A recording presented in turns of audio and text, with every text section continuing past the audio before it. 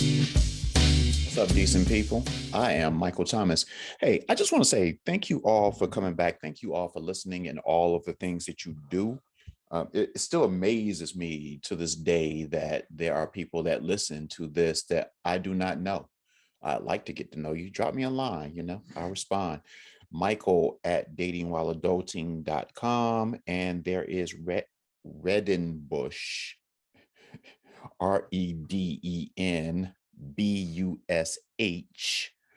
at datingwhileadulting.com. That is Reggie's email. Of course, Reggie being Reggie, he has to make things so much more complicated than it needs to be. So I don't know what Redenbush is. Actually, I think I do know what Redenbush is. Huh. I just thought about that. I never really knew it before. Never really cared before. But anyway, Michael at datingwhileadulting.com, Redenbush at datingwhileadulting.com. You can reach out to either one of us and talk to us about whatever is on your mind. But with that said, I appreciate you listening. And as always, I compel you all to tell 50 friends to tell 50 friends. Why not? And I won't even get into how interesting you are if you have 50 friends, considering. Anyway, that's neither here nor there. Let me get into what I want to talk about today. Life is interesting, but I guess that's not really news to anyone who is actually living their life. But of course, I'm talking about being interesting in the context of dating because this is a podcast about dating. So follow me on this. Last I checked, there were like 8 billion people in this world. And you would think that with that many people, everyone would have found their person. Because with 8 billion people, you have to figure that there truly is someone for everyone out here in these streets. But unfortunately, too many of us haven't found our person or even our people, depending on what you're looking for. A lot of people are into the polyamory stuff, which we talked about back in the day in one of these episodes, me and Reggie, again, that Reggie. Or maybe we have found our person or people. Well, maybe we kind of found our person or people or whatever. Maybe we found our person and it's just that our person doesn't necessarily agree with our findings. I've had conversations with single friends over the past month or so. And one of the things that seems apparent amongst most single people, it seems like we all operate on tiers. And let me be clear about that. When I say tiers, I'm talking about not T, I'm talking about TIERS, like tiers, like steps, not tears that come from your eyes, even though as many of us go through this dating process, you can't blame anybody if they do shed a tear every now and then. Sheesh. But if online dating has taught me anything, or if it's taught us anything, it should have taught us as a group, as a collective. It should be that there's someone in this world that's attracted to us at the least. We know this because we get likes from people in the online world. Some get more than others, but that's not really the point. But what seems to be consistent among people that I talk to, especially women, because women get way more likes online than guys get. But again, the one thing that's consistent is that people don't always like all of the people that like them. It's just human nature. Conversely, if you've ever liked someone, and again, using online dating as the example, and you've hit the like button and never got a response, or if you've had a conversation and met someone in person and got ghosted or whatever, is proof that they didn't like you.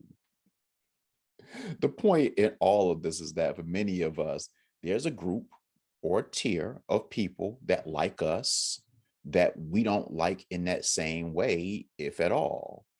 And there's a tier of people that we like that don't like us in that way, if at all. So going back to what I was saying about kind of sort of finding your person, if you like somebody and you feel like they check all of the boxes or most of the compatible boxes, you really like them, yeah, you found your person, except they just don't agree.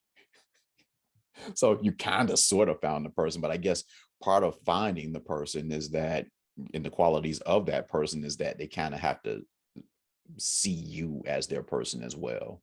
Or at least I would think that would be a qualification. Like they have to like me back. One of the unspoken qualifications. But yeah, the difference is you like people that don't like you, and people like you that you don't like. And to me, that's the real reason that many of us are single, is because we either aren't aware of the tier that we're on, or we don't accept the tier that we're on. To be honest, I think it's more of us fall into the latter category, not accepting the tier that we're on. Uh, or well, actually, no. Now that I'm thinking about that, it might be the former. It might be that we aren't aware of the tier that we're on.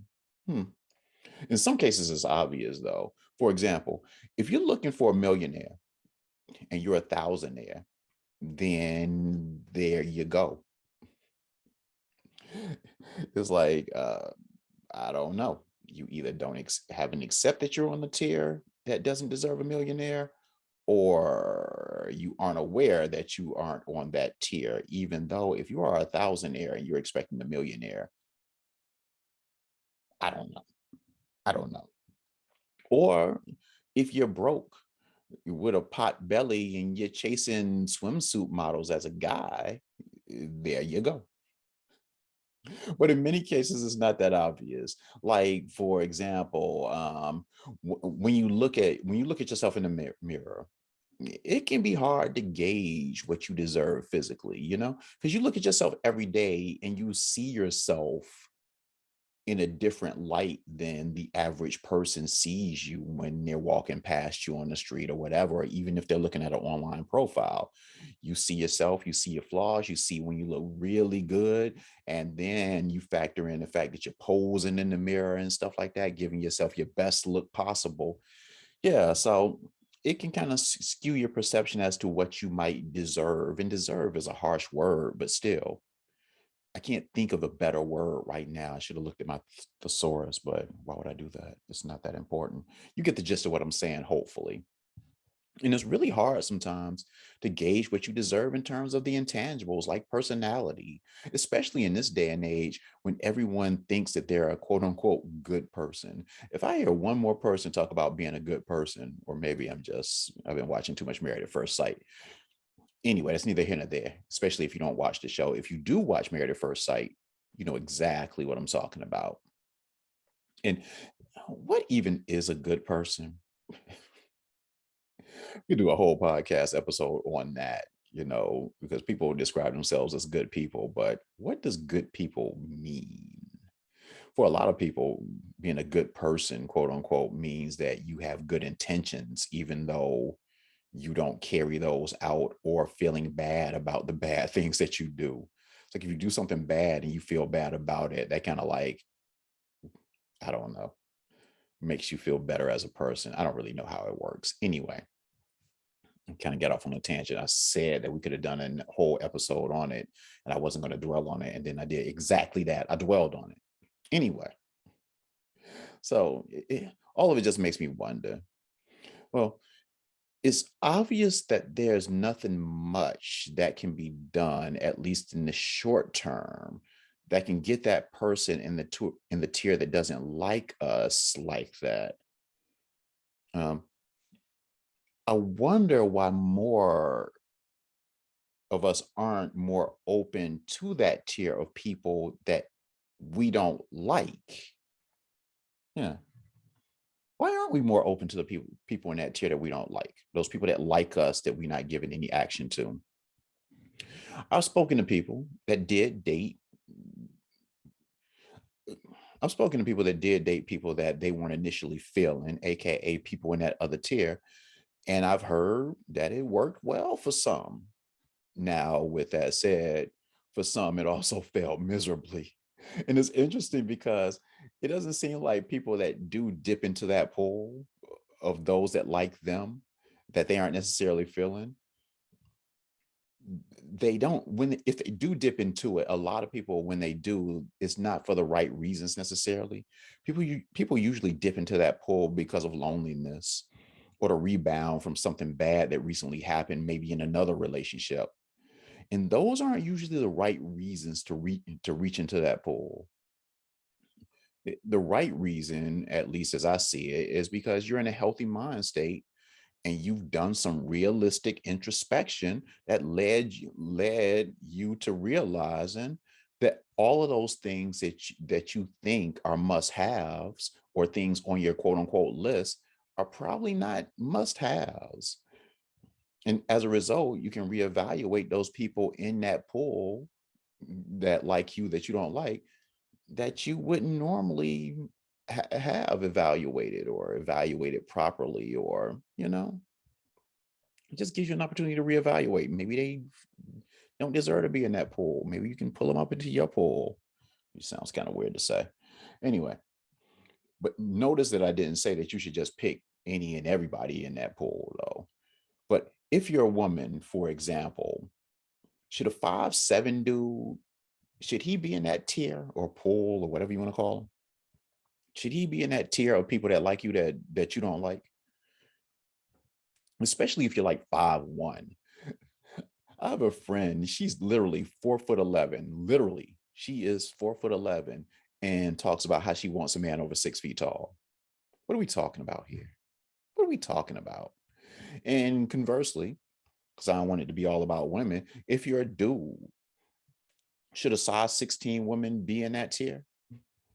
Again, the tier of people that like you, but you're not feeling, especially if you hadn't done a sit up in 5 years, you know? It's just funny because when we get rejected, none of us usually thinks, well, I wasn't really on that tier anyway, so it's okay that she kicked me to the curb or she rejected me or didn't give me a shot or whatever. Or, I really wasn't in her league anyway, or I wasn't really in his league anyway, or whatever. Well, actually, as I'm thinking about it, sometimes guys do think that. Some guys will actually approach women knowing that their chances of actually getting approval is slim to none. They Some guys actually approach women with the expectation of rejection, which is interesting. I guess just so they can say they shot their shot, which I guess is a help. I guess it's healthy to feel confident enough to approach any and everybody, I guess. But if you're approaching someone with the expectation of getting rejected, it kind of makes you question why you're doing it. At least it makes me question, obviously, and considering how long it took me just to get that out as I was thinking about it in my head. But guys, we're just weird like that. Ladies know we're stupid. So, hey, I accept that. But ladies, y'all have your own faults too. So don't just be like, yeah, right, you all are. You can acknowledge your own joint the same way I just acknowledge that guys are stupid. You all, ladies, you all need to do less cosign and more acknowledging of your own flaws and faults. Anyway, speaking of ladies, though, women don't do that though. Women aren't stepping to dudes. Well, they're rarely stepping to dudes anyway. And if they are, it's not with the same intensity oftentimes that guys are stepping to women. So, but if you do step to ladies, if you are stepping to dudes with the expectation of rejection, or knowing or accepting that when you do reach out to someone, like, yeah, I know that I'm not in this person's league or whatever. Reminds me of that Levels podcast episode that we did um, back in the day. But go back and listen to that. I think it was Venus Williams in Levels. I think that's the title of it or something like that. But maybe more of us should be acknowledging um when we meet somebody that's in a different tier, and this comes with the introspection. Maybe we should do more acknowledging that they are in a different tier, not a tier that's above us or a tier that we don't deserve, even though I keep using deserve, but just in a tier that we're not on, you know many. And I understand the difficulty in that because many don't like to think like that because of the effects on our self-esteem. But if it motivates us to work to get to that tier and thus get the person that we want to be with, then it's all good. And really, when you think about it, everything should be used as motivation. I mean, I heard Tyronn Lue, a coach who used to coach the Cleveland Cavaliers and now he coaches the LA Clippers, used to say, there is no losing. You either win or you learn. And this is one of those deals when you shoot your shot or you're looking at somebody on a tier that you want, that they don't want you. Maybe that should serve as motivation to make them want you, not in that creepy stalkerish way, but just people in that tier. You might have to let that one person go that doesn't want you, but there are plenty of people on that tier, at least for most people. There are a lot of people that you would like to be with that you can't get if you're being honest and realistic about yourself, male, female, whatever. Yeah. Yeah, I just think it's something that you have to acknowledge because I think whether you're a man or a woman, like I was just saying, we need to acknowledge that for the most part, that woman or that man, that we usually want, they have options. And their options are, among other things, everyone on that tier that they don't like, which might be on the tier that you're on. Then that means that if you want somebody on that tier, that means you're competing with the people on that tier, on the tier that doesn't want them, but they want. So feel me on this because I don't know if I explained that well. You like somebody, they don't like you. That person has a tier that of people that they like that doesn't like them. So it's just a never ending quest. I don't know that anybody ever reaches the top.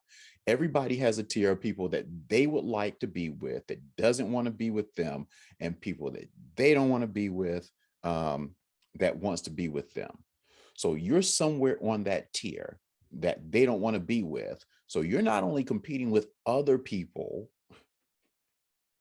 on that tier with you that they don't want to be with, that want to be with them, but you're also competing with the people on the tier that they of people that they want to be with that doesn't want to be with them. Hopefully that made sense, but it's just like a never ending like staircase. It's like I want them, they don't want me, they want somebody else that doesn't want them, that person wants somebody else that doesn't want them, because let's face it, no one wants someone that no one else wants. So if you acknowledge that stair step, whatever you want to call it, the tiers and all of that, and how they're never ending, then you acknowledge that you have to compete. And you compete by improving while hoping that they're doing that introspection that I referenced earlier. And that's how single people get married. Yeah, that's how single people become married people. At least I think that's how single people become married people. I'm a single person that's never been married. Go figure. So all I can do is really assume. But to be honest, I don't really even know that married people know how they became married. A lot of people are just like, I met somebody, I felt something, we had a good month together. I love this person. Let's get married. Then they're divorced. Anyway, enough of that. Speaking of divorce, though, I want to close out by talking about MC Lyte. For those that don't know, MC Lyte is a former rapper, and now she does a lot of things. She acts, and she also did she does voiceovers and stuff like that, which is weird because I never really saw her voice as anything that would be voiceover worthy, but obviously it is. She famously does the voices for the BET Awards. I don't know, that just popped in my head all of a sudden. But yeah, but also she is, even though she has not rapped in decades, probably, she is still with the Nicki Minaj's, the Cardi B's, and everybody that's come before and since. She is still my all-time favorite rapper, just as an aside. To this day, if I hear Roughneck, trust me, it is on. Oh man, cram to understand. Man, MC Lyte had joints. And I know a lot of people like talk about Queen Latifah, but I think people talk about Queen Latifah. Now, don't get me wrong, Queen Latifah, she could go. But with that said, I think people know Queen Latifah because she's on the Equalizer and she's still at the front of mind. She was in Girls Trip, whereas MC Lyte hasn't been as out front. And so again, no disrespect to Queen Latifah. Queen Latifah was nice with it back in the day, but MC Lyte, I put MC Lyte above her, and I respect anybody that disagrees with that. Or if you, well, I was about to say if you chose someone else, but if you look in, especially back in the day, who MC Lyte and Queen Latifah, who else would you have even put in the top two if it wasn't those two? Nah, like Yo Yo, Moni Love. I mean, nah, nah. And even if you have an argument today and you want to say, well, I don't even want to talk about anybody today. Nicki Minaj is the closest thing. Well, nah, that's not true. Rhapsody is hard. I like Rhapsody. If you are into hip hop and you are not familiar with Rhapsody, you'd be doing yourself a favor by going and checking her out. She's nice with it. But to me, still, when you're looking at the all-timers, I'm looking at MC Lyte, Queen Latifah, and then who else you want to put on that list? Um, I like Nicki Minaj. Nicki Minaj is pretty tough with it, but that's neither here nor there. That's not no, that's obviously not why I brought her up. Yeah. And I know that some of you all will be like, yo, why are you like separating the females from the males? Why are you saying that she's the nicest female rapper and all that? Why can't you like put her in the contest with the males? Because I just am. Let it go. Let it go. Anyway, I bring up MC Lyte because I was reading like I do throughout the week. And one of the things that was interesting to me was that I saw that she met her husband on Match. And it just had me thinking. I just can't imagine coming across MC Lyte's profile and hitting the heart button or the like button or whatever. I don't even know that I would have recognized it if I saw her profile. Surely she didn't say, "Hey, I'm MC Lyte" as her like profile name, or in the profession box she listed rapper. And even though I've seen her on TV, like I said, from time to time, I probably wouldn't be like, "Yo, that's MC Lyte" if I saw a picture. Anyway, I mentioned her because in that same article, it talked about how she's getting divorced from the husband that she met on Match. And while they've only been married for not even 5 years, maybe 4.5 years, which is well short of when I normally mention that someone is getting divorced. And for those that are new to the podcast, I don't usually mention couples getting divorced until they've been married for around 20 years or more, something like that. But in this case, this story and her marriage piqued my interest because they met on Match. Sheesh. And because they're not officially divorced because he's refusing to sign the papers. And that's a tough, that's a that's a tough and sad position to be in. Your spouse is done with you, but you still want them. They've essentially, going back to Tiers, they've essentially put you in the tier of people that they don't want. Yet they're on the tier of those that don't want you. Well, actually, no, you put them in the tier of people that, hold up, what am I trying to say? Yeah, yeah, they've put you, see, even the tiers are confusing me. They've put you, MC Lyte, put her husband in the tier of people that she doesn't want. Yeah. And yet, MC Lyte is on the tier of people that he does want. It's one thing to be on different tiers when you meet someone, but they were actually on the same tier. Then he got booted from that tier. That has to hurt. That has to hurt. But with that said, we don't know what happened. That got him placed on that other tier, or maybe he didn't do anything. Maybe this was a case where she did the introspection, realized that she could do something. She could excuse me, she did the introspection before they met, then realized that she could do without some things, reached into that pool of people that she didn't want, and he was there and she plucked him. Or maybe she was motivated by the loneliness that I referred to earlier and the mental unhealthiness or whatever, and reached into that pool. Maybe that was a motivating factor. She came out of a bad relationship and reached into that pool and she's like, hey, I'll just take whatever. Let me look in this pool. And considering that they were only married for a little over a year before she filed divorce, the lonely mental unhealthy angle seems more likely. But who knows? It's interesting because she actually filed for divorce 3 years ago and he just won't sign the papers. I don't really know what the process of getting divorced is, but I've heard people say that if somebody fights it, boy, that marriage could last forever. And that's whack. When you all you want to do is get away from someone, but you can't. Even if you don't see them, there's this tie. It's kind of like when you have kids and you don't like the person, but you have to be around them for the kids' sake. Oh, oh. Even though the kid thing is a lot worse. Anyway, um, but some people will look at this as a reason not to trust anyone that they meet or match. But those same people need to realize, like I said in the past episode, online dating is the wave of now. Forget about it being a wave of the future. You either embrace or accept being alone, because especially after COVID, no one's meeting in the grocery store anymore.